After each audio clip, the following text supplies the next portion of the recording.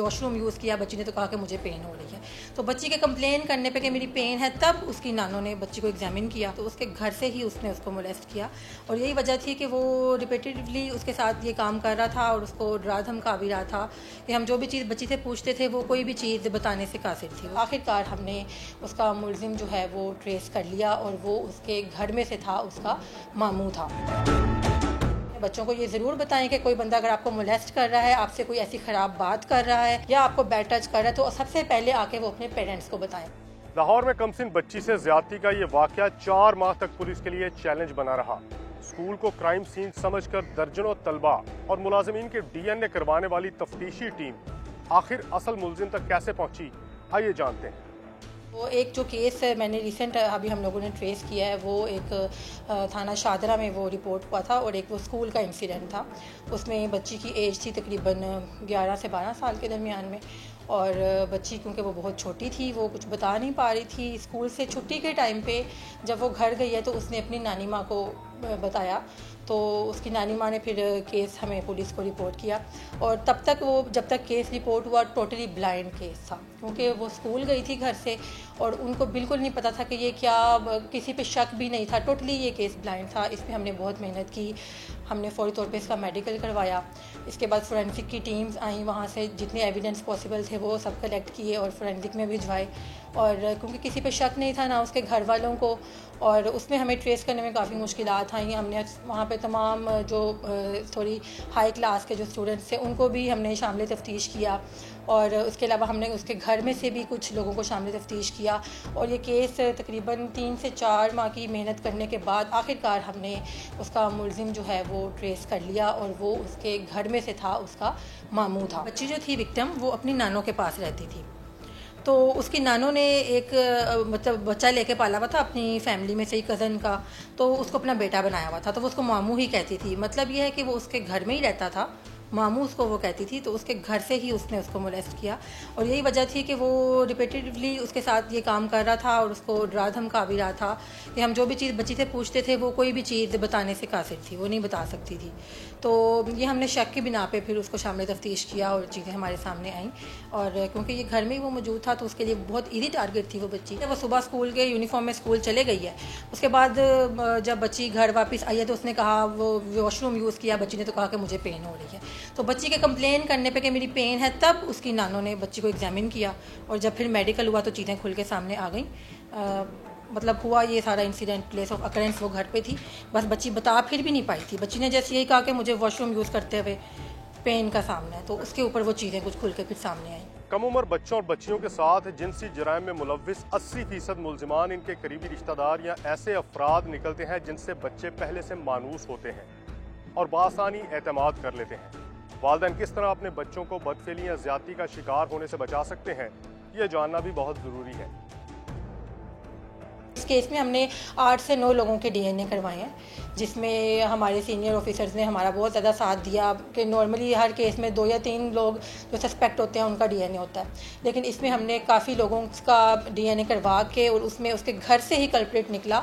तो मेरी ख़ास तौर पे जो पेरेंट्स हैं या जो गार्डियंस हैं छोटे बच्चों के, उनसे ये एक रिक्वेस्ट है कि अपने बच्चों को आप एक कॉन्फिडेंस में रखें, उनसे गाहे बगाहे एक बातचीत, एक डायलॉग के थ्रू चीज़ें पूछते रहें, उन्हें गुड टच बैड टच का बताएं। आजकल मीडिया भी है और इतना सोशल मीडिया है, यूट्यूब है, काफ़ी अवेयरनेस कैंपेन्स भी हैं, लेकिन जो एक माँ ने अपनी बच्ची को एक कॉन्फिडेंस दे के उसे ये चीज़ें सिखानी है, वो कोई और बंदा नहीं सिखा सकता। तो कम से कम जो पेरेंट्स हैं वो अपने बच्चों को ये ज़रूर बताएं कि कोई बंदा अगर आपको मोलेस्ट कर रहा है, आपसे कोई ऐसी ख़राब बात कर रहा है या आपको बैड टच कर रहा है, तो सबसे पहले आके वो अपने पेरेंट्स को बताएं। कुछ केसेस में यूँ ही होता है कि असॉल्ट हो चुका होता है, वो रिपीट करके हो रहा होता है, लेकिन बच्चे इस कदर खौफजदा होते हैं कि उन्हें नहीं पता होता कि ये चीज़ ठीक है या गलत है, या हम किसको बताएं जाके। पुलिस तक आना तो बहुत दूर की बात है, वो अपने पेरेंट्स को भी नहीं बता पा रहे होते। तो जो केसेस हमें रिपोर्ट होते हैं, हमारी फ़र्स्ट प्रायोरिटी ये होती है कि हम उसको फर्स्ट प्रायोरिटी पे तमाम रिसोर्सेज यूज़ करते हुए उनको पाए तक मील तक पहुंचाएं।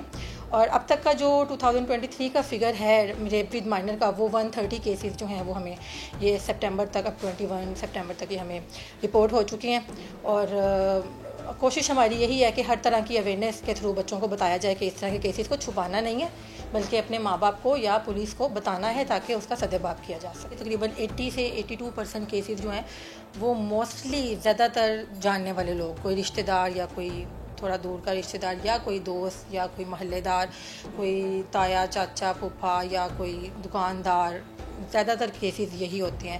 کئی کیسز تو نامینیٹڈ ہو جاتے ہیں، کچھ بچے بتا دیتے ہیں کہ جی دکان والے انکل کے پاس چیز لینے گئی تو انہوں نے اس طرح سے کیا. لیکن زیادہ تر کیسز میں جاننے والے لوگ ہی ہوتے ہیں، کیونکہ وہ بچے کے لیے بچہ ان کے لیے ایزی ٹارگٹ ہوتا ہے کہ بچہ ریزسٹ نہیں کرتا، ان کی باتوں میں آ جاتا ہے، ایزیلی ان کے ساتھ چلے جاتے ہیں بچے. تو موسٹلی دیکھنے میں یہ آیا کہ کیسز جاننے والے لوگ ہیں، رشتہ دار یا محلے دار. پیرنٹس کو چاہیے کہ بچوں کی ایکٹیویٹیز پہ نظر رکھیں. لائک اگر وہ صبح اسکول جا رہے ہیں تو اسکول ڈرائیور سے لے کر اسکول میں کن کن کے ساتھ ان کا انٹریکشن ہو رہا ہے، اسکول میں دکان پہ جو کوئی کینٹین پہ چیز والا ہے وہ کیسا ہے، ڈرائیور کے ساتھ وہ گھر آ رہے ہیں، گھر میں کوئی مالی ہے یا کوئی آپ کا محلے میں کوئی ایسا بندہ ہے جس سے اگر وہ دودھ دہی یا اس طرح کی چیزیں نارملی ہمارے معاشرے کے مطلب جو پیرنٹس ہیں بچوں کو لینے بھیج دیتے ہیں، تو بچوں کی کاؤنسلنگ کریں، انہیں یہ بتائیں کہ یہ چیز بری ہے، یہ چیز گندی ہے یا یہ چیز اچھی ہے. یہ بچوں کو گڈ بیڈ کا پتہ ہونا چاہیے کہ اگر کوئی بندہ ان کو مولیسٹ کر رہا ہے تو بچے ڈر کے مارے خوف سے بالکل خاموش نہ رہیں.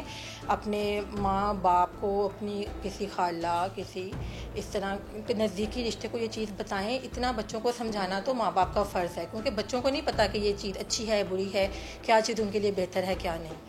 تو پیرنٹس کو چاہیے گھر سے ہی ان کو اعتماد دیں اور ان کی کاؤنسلنگ کرتے رہیں، ان سے پوچھتے رہیں کہ بیٹا آپ کو کوئی پرابلم تو نہیں ہے، کہ کبھی کسی انکل نے یا کسی بندے نے کوئی آپ کو ایسا کچھ غلط تو نہیں کہا یا کچھ غلط تو نہیں کیا. یا اگر بچیاں مائنر ہیں وہ بتا رہی ہیں کہ ہمیں کہیں پہ پین ہے یا ہمیں یہاں پہ یہ مسئلہ ہے، تو اس چیز کو آگے سے ٹیکل کرنے کی کوشش کریں، چیز کی جڑ تک پہنچیں، سن کے اگنور یا انسنی نہ کریں، اپنے بچوں کی چیزوں کو سیریس لیں. ایک فیکٹر یہ بھی ہو سکتا ہے ولگر کانٹینٹ کا بھی، یہ بھی ایک فیکٹر اس میں قابل غور ہے، لیکن اس کے ملٹیپل فیکٹرز ہیں. میں تو ایسے لوگوں کو نارمل نہیں سمجھتی ہوں. ان لوگوں کو ایک کاؤنسلنگ کی ضرورت ہے، ان کو کسی ڈاکٹر کی ضرورت ہے. یہ سائیکوپیتھ ہیں، یہ جو لوگ اس طرح کے کام کر رہے ہیں بچوں کے ساتھ، تو کسی بھی صورت یہ قابل معافی نہیں ہے. یہ فیکٹر ایک شامل ہو سکتا ہے. واش روم یوز کیا، بچی نے تو کہا کہ مجھے پین ہو رہی ہے، تو بچی کے کمپلین کرنے پہ کہ میری پین ہے، تب اس کی نانوں نے بچی کو ایگزامن کیا تو اس کے گھر سے ہی اس نے اس کو مولیسٹ کیا. اور یہی وجہ تھی کہ وہ ریپیٹیڈلی اس کے ساتھ یہ کام کر رہا تھا اور اس کو ڈرا دھمکا بھی رہا تھا کہ ہم جو بھی چیز بچی سے پوچھتے تھے وہ کوئی بھی چیز بتانے سے قاصر تھی. آخرکار ہم نے اس کا ملزم جو ہے وہ ٹریس کر لیا اور وہ اس کے گھر میں سے تھا، اس کا ماموں تھا. میری خاص طور پہ جو پیرنٹس ہیں یا جو گارڈینس ہیں چھوٹے بچوں کے، ان سے یہ ایک ریکویسٹ ہے کہ اپنے بچوں کو آپ ایک کانفیڈنس میں رکھیں، ان سے گاہے بگاہے ایک بات چیت، ایک ڈائلاگ کے تھرو چیزیں پوچھتے رہیں، انہیں گڈ ٹچ بیڈ ٹچ کا بتائیں. آج کل میڈیا بھی ہے اور اتنا سوشل میڈیا ہے، یوٹیوب ہے، کافی اویئرنیس کمپینز بھی ہیں، لیکن جو ایک ماں نے اپنی بچی کو ایک کانفیڈنس دے کے اسے یہ چیزیں سکھانی ہیں وہ کوئی اور بندہ نہیں سکھا سکتا.